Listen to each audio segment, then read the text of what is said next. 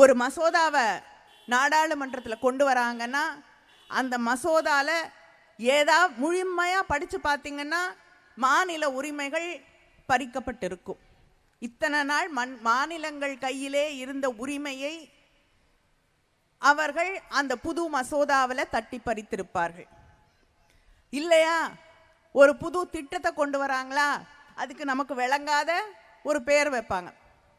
அந்த பேர் என்னன்னே நமக்கு புரியாது, அது சொல்றதுக்கும் நமக்கு தெரியாது.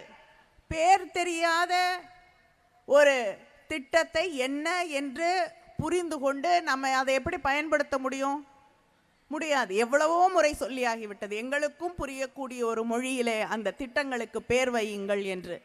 ஆனால் அதை பற்றி அவர்களுக்கு அக்கறை இல்லை. ஏன்னா நம்மளை பற்றி அவங்களுக்கு என்றைக்குமே ஓட்டு போட மாட்டோம், அதனால் நீங்கள் என்ன பண்ணாலும் எங்களுக்கு கவலை இல்லை, எப்படி போனாலும் எங்களுக்கு கவலை இல்லை என்ற அந்த எண்ணத்தோடு அமர்ந்திருக்கக்கூடியவர்கள் அவர்கள் சட்டம் கொண்டு வராங்க.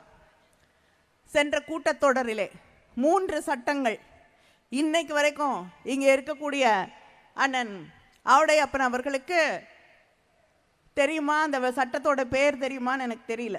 3 புது சட்டங்கள் கொண்டு வந்தார்கள், மிக முக்கியமான சட்டங்கள். ஆனால் தமிழ்நாட்டில் இருக்கக்கூடிய தென்னாட்டில் இருக்கக்கூடிய பெரும்பாலான வழக்கறிஞர்களுக்கு அந்த பேரெல்லாம் வாயிலேயே நுழையாது. அது என்ன சட்டம்னு சொன்னால் சாதாரணமானவர்கள், ஏன்னா ஹிந்தியில் பேர் வைக்கிறாங்க, சமஸ்கிருதத்தில் பேர் வைக்கிறாங்க. ஆனால் பிரதமர் திருக்குறள் சொல்லுவார், அது திருக்குறளா இல்லையான்னு புரிஞ்சுக்கிறதே கஷ்டம்.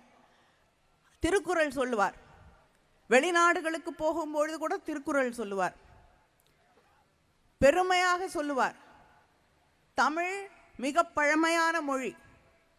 பிஜேபியில் இருக்கக்கூடியவர்கள் கேட்பார்கள், எங்க பிரதமரே சொல்றாரு தமிழ் பழமையான மொழி. பிரதமர் சொல்ல வேண்டாம், எங்களுக்கே தெரியும் தமிழை போல பழமையான மொழி வேறு எதுவும் இல்லை. அதை சொல்றதுக்கு நீங்க வேண்டாம். நாம் கேட்க வேண்டிய ஒரே கேள்வி, சமஸ்கிருதத்துக்கு ஹிந்திக்கு எவ்வளோ காசு கொடுக்குறீங்க, தமிழுக்கு எவ்வளவு தருகிறீர்கள்? அவர்கள் சமஸ்கிருதத்துக்கும் ஹிந்திக்கும் அள்ளி அள்ளி கொடுக்கிறார்கள், தமிழுக்கு கிள்ளி கூட கொடுப்பதில்லை. மிக பழமையான மொழின்னு கொண்டாடுறாருன்றாங்களே பிரதமர், அந்த மொழியை வளர்ப்பதற்கு, அந்த மொழியை மக்களிடம் எடுத்து செல்வதற்கு, அந்த மொழிக்காக என்ன செய்கிறாங்கன்னா ஒன்றும் கிடையாது. இப்படித்தான் ஒவ்வொரு விஷயத்திலையும் தமிழ்நாட்டு மக்களுக்கு எதிராக தொடர்ந்து செயல்பட்டு கொண்டு, தென்னாட்டு மக்களுக்கு தொடர்ந்து எதிராக செயல்பட்டு கொண்டிருக்கக்கூடியவர்களாக செயல்பட்டு கொண்டிருக்கிறார்கள். செய்திகளை உடனுக்குடன் தெரிந்து கொள்ள உடனே சப்ஸ்கிரைப் பண்ணுங்க.